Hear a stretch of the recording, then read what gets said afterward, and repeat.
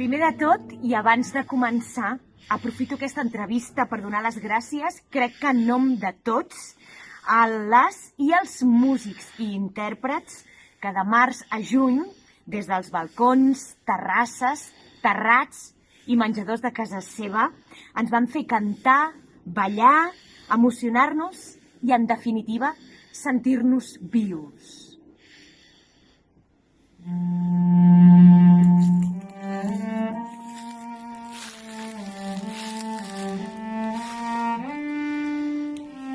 Perquè la música va suposar un bàlsam en aquells moments de solitud, de tristesa i de molta incertesa. No seria capaç d'imaginar-me aquells mesos sense les estonetes d'aplaudiments al balcó, amb la música a tot drap dels veïns, sense l'encoratjament del Resistiré, l'humor dels Stay Homes o els directes de la Núria Conangla al Confinafest, festival solidari que van organitzar el meu germà i uns amics, i també vaig poder participar amb la meva empresa de lleure. Ja veieu que l'emoció em pot avui, però és normal. Tinc el plaer d'entrevistar a la primera música per al meu blog. És una evidència afirmar que des del començament de la pandèmia, un dels sectors culturals més afectats ha estat el de la música. És cert que les primeres restriccions han portat al tancament d'escoles de música i de cancel·lació de concerts, de tota mena d'esdeveniments públics i de festivals. Però també hi ha hagut fenòmens virals a les xarxes que han fet néixer i créixer a molts intèrprets i grups musicals. Parlem-ne amb un d'aquests fenòmens.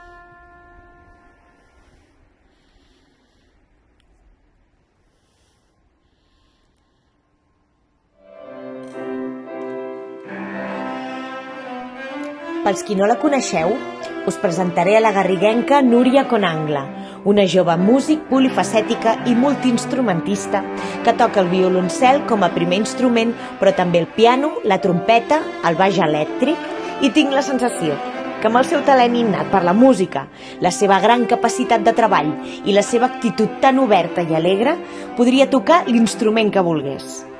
La seva passió per la música la va heretar de l'avi matern, que era cel·lista i fill d'un compositor. Així que, més que sang, per les venes de la Núria corren notes musicals. Els seus dos germans també s'han format amb la música, però només ella s'hi dedica professionalment. Us explicaré que l'avi no només va ser el seu referent i iniciador, també el seu mestre durant les vacances d'estiu. Al poble, cada dia feien classe de violoncel ben dinat, unes classes que l'avi no perdonava, ni per la calor, ni per la migdiada, ni per la mandra que la Núria tenia de vegades de rebre classes durant les vacances. Unes classes que gairebé equivalien a avançar un curs, tal i com deia el seu professor de música en retrobar-se al setembre. L'avi de la Núria va morir fa 9 anys i ella en parla amb devoció, molt agraïda de tot el que li va ensenyar i sobretot de la passió que li va transmetre. Escoltem un fragment de Com t'enyoro, la cançó que la Núria li va composar i cantar al seu avi. Em vas deixar el millor, un regal molt valuós, enorme la passió, creixia en l'interior. Encara em costa, encara és dur, encara ploro per com t'enyoro, encara em costa, encara és dur, encara ploro perquè no hi ets.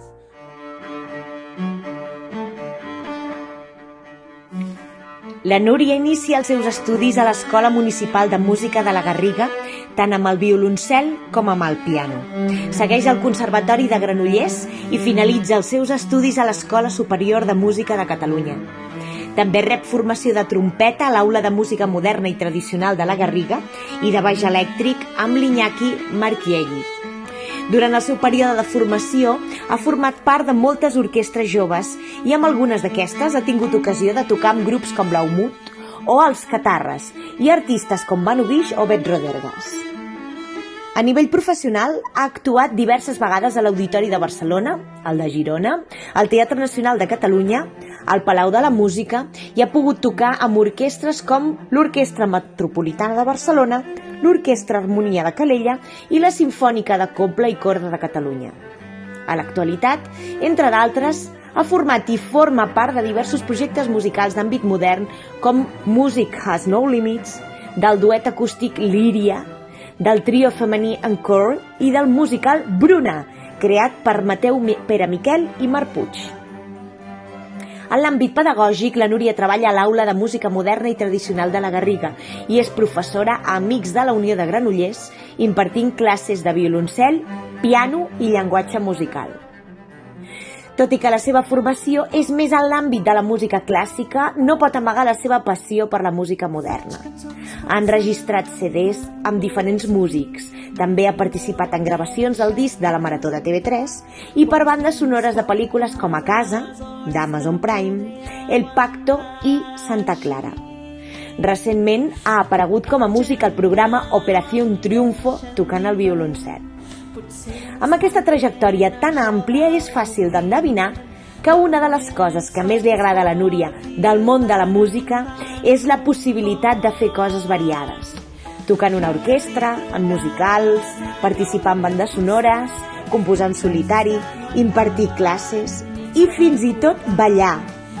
De ben petita va iniciar-se en el jazz com a extraescolar a l'Escola Puiggraciós i va seguir a l'Escola d'Iset de la Garriga, aprenent aquest ball durant 9 anys. També ha ballat salsa, balls de saló i swing. Actualment practica acroyoga. Si entréssim a la seva habitació, descobriríem un petit museu on ja no hi cap ni una agulla. Instruments musicals per tot, micròfons, amplificadors. No oblidem que la veu ha esdevingut un més dels seus instruments, com podem sentir-la al seu primer CD de temes propis i versions titulats Som complicats o en la cançó del confinament Confinada. Somriu i seràs feliç, l'axioma del seu web, un lema que porta escrit a la cara i que ha compartit amb mi en aquesta entrevista sota el llimoner de casa.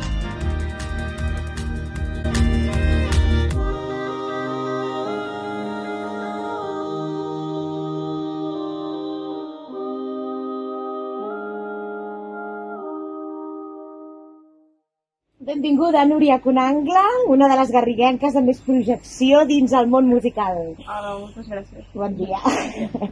Creus que la Covid ha provocat un reset, fent servir un concepte informàtic molt adient a la manera de fer i consumir la música, o és completament un trànsit temporal? Jo crec que el paper de les xarxes socials ja havia començat des de fa temps a tenir un paper molt important, però és cert que, clar, al trobar-nos en aquesta situació que ens ha obligat a pensar nous mètodes i nous sistemes per fer arribar la nostra música o el nostre art en general a la gent, sí que és veritat que jo crec que no és simplement un trànsit, sinó que ja ens ha obligat a fer un pas que es quedarà en gran part dins de les nostres vides. Tanmateix, hi ha molts aficionats que a YouTube i a Instagram els ha proporcionat un èxit totalment inesperat, no? Creus que la qualitat musical es pot veure afectada? Crec que igual que en qualsevol art, o segurament això es pot traslladar a moltes altres disciplines, el fet de tenir-ho tan a l'abast, jo crec que des d'un punt de vista sí que ha afectat a la qualitat de l'art, perquè és veritat que el tenir-ho tan a l'abast és igual que si jo em posés a fer una cosa per la qual no hi he invertit temps i no m'hi he dedicat en tota la vida, però em poso davant d'una pantalla i com que tinc gràcia explicant i tal, tot i no entendre-hi massa, pot ser que em faci molt popular i la gent es comenci a interessar pel que faig. I sí que crec que en certa manera ha afectat a la qualitat de l'art. Potser també és temporal, que és el que parlàvem. Esperem que sigui temporal, seria el més com les modes aquestes de Chiquili 4 o tot aquest. Sí.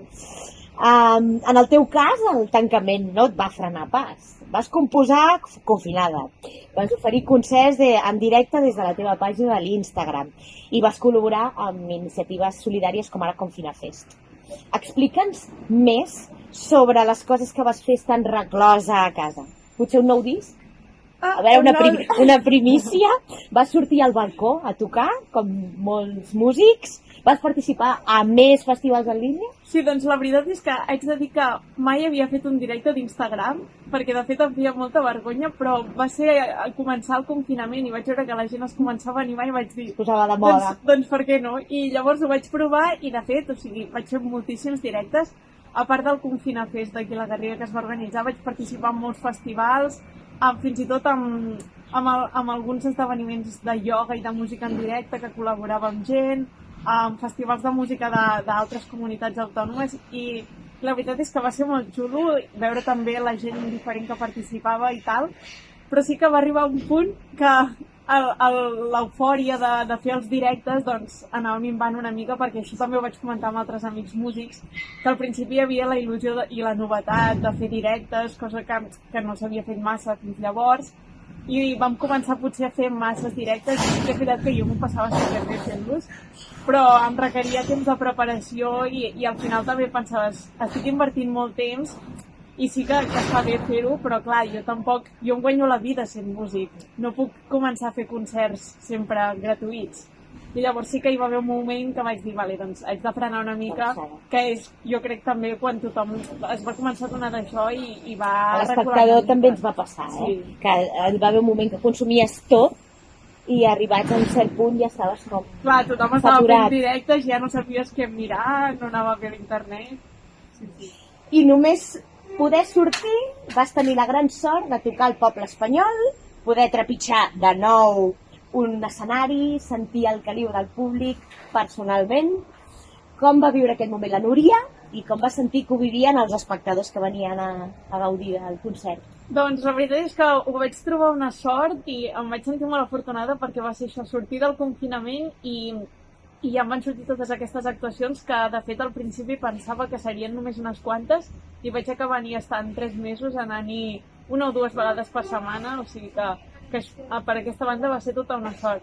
Haig de dir que al principi em feia com una mica de pena perquè l'últim cop que jo havia anat al poble espanyol hauria tenir 7 anys i va ser amb l'escola i no ho tenia tant al cap i és un lloc preciós que està supercuidat, però clar, la gent no poder viatjar, allà hi va molta gent de fora al poble espanyol i és cert que les primeres setmanes estava superbuit i a mi em feia molta pena anar allà a tocar i sense que es veia que és ningú, però sí que és veritat que mica en mica la gent ja va anar perdent la por i començava a venir, hi havia setmanes que hi va haver molta gent i la veritat és que era molt xulo perquè hi havia com diferents zones del poble espanyol on hi havia músics i es feien o simultàniament o a diferents horaris d'actuacions musicals i llavors la gent podia estar-se una estona amb algú, podia caminar i anar a un altre lloc i llavors era molt bonic també, tu podies com a músic quan acabes de tocar quedar-te per allà i veure els altres músics. La paraula emoció tenia un altre significat. Sí, també una cosa molt bonica que vaig trobar és que clar, com que jo anava allà cada setmana 1 o 2 vegades, la gent que treballava als bars i restaurants d'allà és com que ja els començaves a conèixer, que fins i tot me'n recordo que hi havia els fills d'un home d'un restaurant que deurien tenir 8 o 9 anys, que em venien a veure cada setmana i a saludar i la veritat és que era molt bonic. Et veus fent un concert a un autocinema o una altra classe d'aquests shows emergents? Doncs la veritat és que si puc triar preferiria que fos en directe normal com els de tota la vida, perquè estic una mica, entre cometes, cremada de fer tantes coses a través de pantalla, però sí que és veritat que hi ha llocs que es fa com una mica d'híbrid, que es fa el directe, però per la gent que no hi pot assistir també es fa la versió en streaming i això tampoc ho descarto. Sembla que el consum a casa i les ventes per internet s'han convertit en una tendència social majoritària. Fins ara hi havia aquest consum, però no tothom ho feia, no? Has notat un augment de les vendes online del teu disc Som complicats? Doncs la veritat és que aquest disc ja feia un temps que l'havia tret, però en tenia uns quants i clar, al fer tants directes i la gent compartir tant tot el que vaig fer, doncs sí que vaig arribar a més gent i la gent nova que em coneixia o fins i tot gent que ja em coneixia però que no sabia que tenia alguns temes propis així es va començar a interessar i sí que és veritat que vaig vendre uns quants CDs i em va fer molta il·lusió. Que era fàcil veure't i a més fàcil comprar-te. Exacte. És el que afavoreix. Si parlem del dia a dia, quines modificacions s'han provocat a la teva rutina? Has suposat grans canvis a nivell econòmic i laboral? Doncs clar, sí, evidentment el fet d'estar confinats, totes les actuacions que tenia, que de fet en tenia bastantes, es van cancel·lar i per tant els ingressos d'aquelles actuacions no les vaig tenir. I llavors parlant, per exemple, jo també en l'àmbit pedagògic em dedico a fer classes a escoles de música i clar, no les podíem fer presencials i vam passar tot online, que al principi ens va agafar una mica així com desprevinguts perquè no havíem fet mai classes online i va ser com una mica, me'n recordo les primeres setmanes, moltes reunions, pensant a veure quina era la millor manera de fer les classes i al principi les 2 primeres setmanes va ser una mica caòtica d'organitzar-se per parlar amb totes les famílies, però la veritat és que mica en mica li vam anar agafant el truquillo i és cert que ara aquest nou curs ja vam començar més preparats per si es donava el cas que havíem d'estar confinats o teníem una part de la classe en cas que fessin col·lectives que estaven confinats i l'altra part era presencial i llavors érem com més ràpids i estàvem més preparats a qualsevol cosa d'aquestes. Però pel que sí que vaig notar més va ser sobretot per les actuacions perquè estava fent moltes coses i clar, tot va cancel·lat o aplaçat, però clar, també era com aplaçat i no sabíem quan ho podríem fer.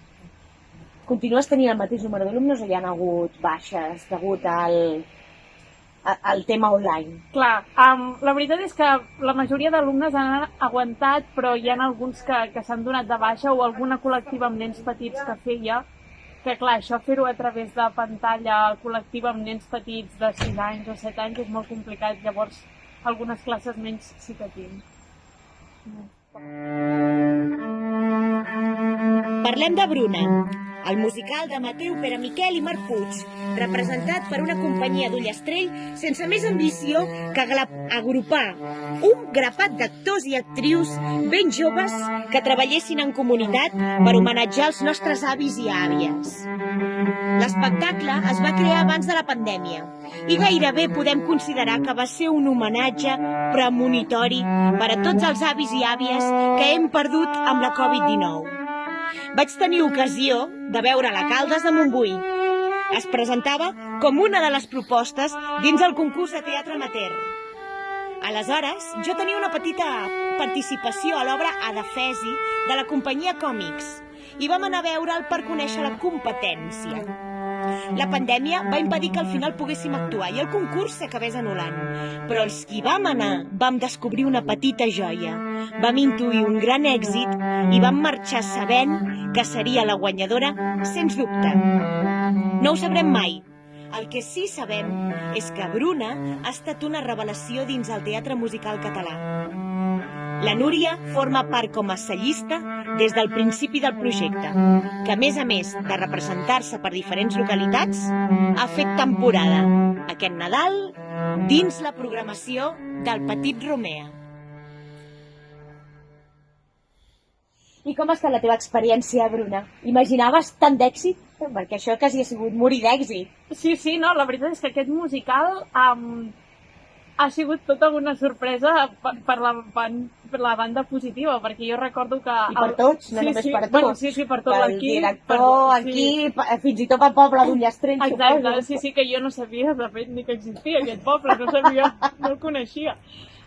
Jo coneixia el pianista, que és qui ha fet el musical juntament amb la Mar, que és el Mateu, perquè havíem col·laborat amb una gravació d'uns CDs amb una orquestra que es diu Simfònica de Cobla i Corda de Catalunya, amb la qual cada estiu gravem un CD i llavors el presentem al novembre a l'Auditori de Girona i fem uns quants concerts. I ell era el pianista i jo era una de les xelistes de l'orquestra i ens vam conèixer llavors i per les circumstàncies i sempre, clar, els músics és com que ens movem molt entre nosaltres i aquell coneix aquell, doncs vam coincidir amb altres coses i ell sabia que a mi m'agradaven molt els musicals. Llavors el musical que ella estava fent necessitava una xelista per gravar un CD i fer 2 concerts, 2 actuacions que eren l'estrena i presentació del projecte. I jo de seguida li vaig dir que sí, que moltes gràcies per comptar amb mi perquè em feia molta il·lusió. I vam gravar el CD de les cançons del musical, el vam gravar, recordo, al març del 2019. I a l'abril va ser quan vam estrenar Ullastrell. I arrel d'això doncs, vam anar participant en festivals de teatre amateur, de teatre musical, perquè el musical aquest és un grup de teatre amateur de nens d'Ullastrell, que cada any feien un musical, en van fer Matilda i en van fer altres, i aquest any, aquell any van decidir estrenar un musical inèdit que era original. I llavors, arrel d'això, doncs, es van anar participant a diferents festivals, van anar guanyant premis, arrel d'això van sortir més actuacions, i no sé quantes n'haurem fet ara, però potser n'hem fet 30 ja i en tenim bastantes més programades, i això va arribar com al seu màxim exponent aquest desembre i gener passat, que vam estar al Teatre Romea de Barcelona cada diumenge, i la veritat és que va ser una experiència superbonica per nosaltres, els músics, que som 3, bateria, piano i cello, com pels nens, perquè clar, o sigui, és veritat que ser un nen i tenir, no sé, 9 o 10 anys i dir que has actuat al Teatre Romea, la veritat, si per mi ja és superguai, imagino que per ells també ho ha de ser moltíssim. I llavors això va ser superbonic. I és la primera vegada que participes en un musical? Doncs la veritat és que farà uns 3 o 4 anys vam estar fent amb una orquestra que vam crear amb uns quants estudiants de l'ESMUC, que és on vaig estudiar jo.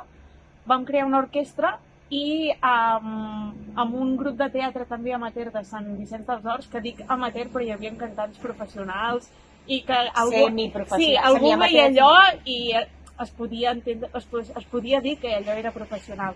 Vam estar fent el musical dels Miserables, que és un musical que a mi m'encanta. És el musical. Sí. De fet, a casa meva, o sigui, els musicals, és com tots els de casa meva són superfans dels musicals i a mi sempre m'han agradat moltíssim. Llavors, poder fer Els Miserables va ser tot un honor per mi. I, de fet, ho havíem de repetir, però es van donar unes circumstàncies que al final van fer que no es pogués fer, però sí, vaig fer aquest musical i després ja Bruno. Molt bé. Per acabar, m'agradaria preguntar-te si creus que ja hem viscut el pitjor o si el pitjor encara està per venir, culturalment parlant. Però com que és una pregunta una mica lletja de per si, deixa'm que li posi un toc d'humor. T'ho pregunto perquè corre l'acudit musical que, si segueix així, el 2021 hauran de canviar l'himne del Resistiré, del dúo dinámico, pel Ya no puedo más, de Camilo VI, no? Amb les ganes que tenim de cridar libre com el sol del Nino Bravo, i sembla que encara ens queda bastant temps per cantar el Sobreviviré de Mónica Naranjo, no? Doncs la veritat és que jo vull pensar que el pitjor ha passat, i la veritat és que, clar, a mesura que van passant coses d'aquestes és com que vas agafant experiències, has de pensar nous formats o noves idees per poder seguir vivint i seguir fent amb el que et guanyes la vida o amb el que gaudeixes en aquesta vida. I la veritat és que jo crec que hem de pensar que les coses, com que no sabem què passarà, és com intentar fer vida entre cometes normal, tot i que haig de dir que sempre la cultura s'havia defensat molt, que era un bé i que la cultura... Essencial, un bé essencial. La cultura ajuda a la societat, però sembla que cada cop ens estan posant més traves en tots els àmbits artístics, perquè jo tinc amics ballarins, amb gent que es dedica al teatre, i la veritat és que no s'estan posant gens de facilitats per aquest món cultural i es prenen decisions que, des del meu punt de vista, no tenen gaire sentit.